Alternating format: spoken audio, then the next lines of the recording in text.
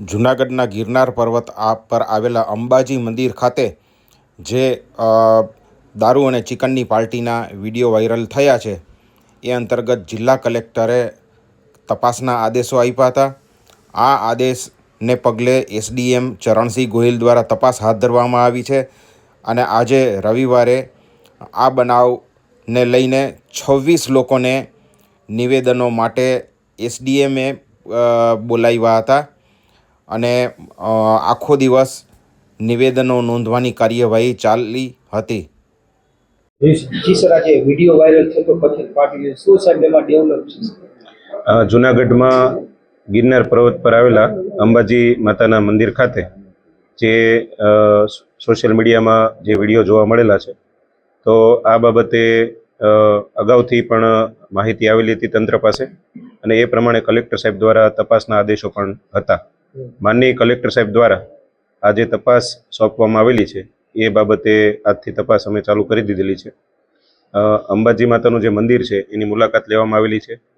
આ પરિસરમાં જે પણ જગ્યાઓ વિડીયોમાં દેખાય છે એ તમામ જગ્યાઓની પુષ્ટિ સાતત્યતા કરવા માટે પંચરોજ કામ પણ કરવામાં આવેલા છે. એના આધારે નક્કી થશે કે આ ખરેખર એ જ જગ્યાના વિડીયો છે કે આ જ વિડીયો છે એમાં કેટલી સાતત્યતા છે. આ ઉપરાંત જે મંદિર સાથે સીધી રીતે સંકળાયેલા વ્યક્તિઓ છે એ તમામના પણ આ તપાસમાં નિવેદનો લેવાશે અને જે મંદિર આ ઘટના બનેલી છે તો આ ઘટના બાબતે જે કોઈ હકીકતો હશે તપાસના અંતે આ તમામ હકીકતો છે એનો રિપોર્ટ બનાવવામાં આવશે. પોલીસ ફરિયાદના કે તંત્ર દ્વારા કઈ પગલાં લેવામાં? સામાન્ય રીતે પોલીસ ફરિયાદ જે કરવાની હોય છે એમાં ફરિયાદી તરીકે પુરાવાઓ પણ આપવા પડતા હોય છે.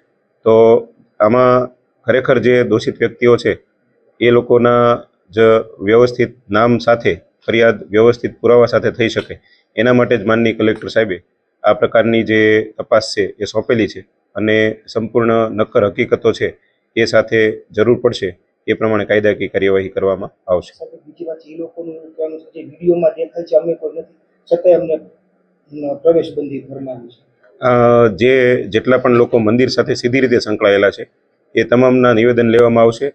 સામાન્ય રીતે મંદિરનો જે રૂટીન ઓર્ડર ન કરવાય એના માટે જે તે સમયે વહીવટદાર મામલતદાર શ્રી છે એમના દ્વારા તનસુખગીરી બાપુના નિધન પછી મંદિરમાં જે લોકો હતા એ જ લોકોને પૂજારી તરીકે ચાલુ રાખવામાં આવેલા હતા અને એ પ્રમાણે એમના પગારને એ બધા ચાલુ રાખવામાં આવેલા હતા. એટલે મામલતદાર શ્રી પાસેથી અમે લિસ્ટ પણ મેળવેલું છે કે કેટલા લોકો મંદિરમાંથી પગાર લેતા હતા અને પૂજારી તરીકે કામ કરતા હતા. આ તમામના નિવેદન લઈ અને કેટલા પૂજારીઓ ત્યાં કાર્યરત હતા, કેટલા વધારાના માણસો ત્યાં આવતા, આ બધી બાબતની પણ તપાસ કરવામાં આવશે. સાહેબ, ખાસ કરીને હિન્દુ શાસ્ત્રમાં મંદિરમાં જે પૂજારી છે એનો હક છે બ્રાહ્મણો અથવા તો અતિત બાવાજી હોય છે, તેમ છતાં પણ આ લોકોને શા માટે જે અન્ય જ્ઞાતિના છે એને પૂજારી તરીકે? મેં આપને કહ્યું એમ કે જૂના સમયમાં તનસુખગીરી બાપુ દ્વારા જે વ્યવસ્થા હતી મંદિરમાં, આ વ્યવસ્થા અને પૂજા વિધિ અને રૂટીન ઓર્ડર ન કરવાય એના માટે જે રીતે હતું એ જ રીતે મામલતદાર દ્વારા આ વસ્તુ ચાલુ હતી. પણ આ જે ઘટના બની છે એના આધારે તપાસ પછી માનનીય કલેક્ટર સાહેબની સૂચના પ્રમાણે જે પણ સૂચનો મળશે એ પ્રમાણે આખી સિસ્ટમ નવેસરથી ઇમ્પ્લિમેન્ટ કરવામાં આવશે. સીસીટીવી કેમેરામાં ચોરી કરતા દેખે છે પૂજારીઓ, એની સામે એક્શન લેશો કે શું? આ જે વિડીયો છે એમાં જે બાબતો દેખાઈ રહી છે એમાં જે વ્યક્તિઓ દેખાય છે એમનું આઈડેન્ટિફિકેશન થયું છે એ પ્રમાણે એમને બોલાવેલા છે અને એની પાછળનો શું આશય હતો આ બાબતે અમે પૂછપરછ કરી. મંદિરનો વહીવટ લેવામાં આવ્યો છે ત્યારે મામલતદારશ્રીએ જેટલા પણ સાધન સામગ્રી, ઘરેણાઓ, આ ઉપરાંત વસ્ત્રાભૂષણો જે પણ હતા એમની એક ઇન્વેન્ટરી પણ અમે બનાવેલી છે. આ ઇન્વેન્ટરી છે એ મામલતદાર પાસેથી અમે મંગાવેલી છે. આજના દિવસમાં એ પણ મળી જશે અને એ બાબતે પણ ખરાઈ કરવામાં આવશે. આ સમગ્ર મામલે હવે કોઈ ફેરફાર થશે ગિરનાર પર્વત પર?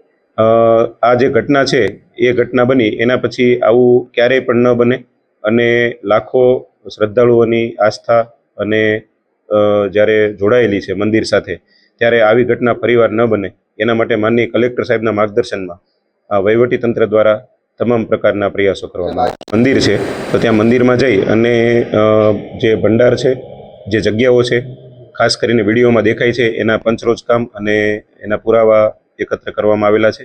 આ ઉપરાંત મંદિરમાં આગામી સમયમાં શું ફેરફાર કરી શકાય, કેટલા ભાગો દૂર કરી શકાય, આ બાબતે પણ માનનીય કલેક્ટર સાહેબની સૂચના છે અને મંદિરનું નવીનીકરણ ખાસ કરીને હાથ ધરાય એ માટે પણ થોડું નિરીક્ષણ કરવા માટે કલેક્ટર સાહેબની સૂચના હતી. તો આ પ્રમાણેનો પણ એક રિપોર્ટ બનાવી અને સાહેબને સબમિટ કરવામાં આવશે. મહંતની નિમણૂક બાબતે જે દાવેદારી હતી એની વાત અને અત્યારે જે ઘટના બની છે આ બંને અલગ અલગ બાબતો છે. આનાથી મહંતની જે નિમણૂકની પ્રક્રિયા છે એને કોઈ એવો અવરોધ આવતો નથી.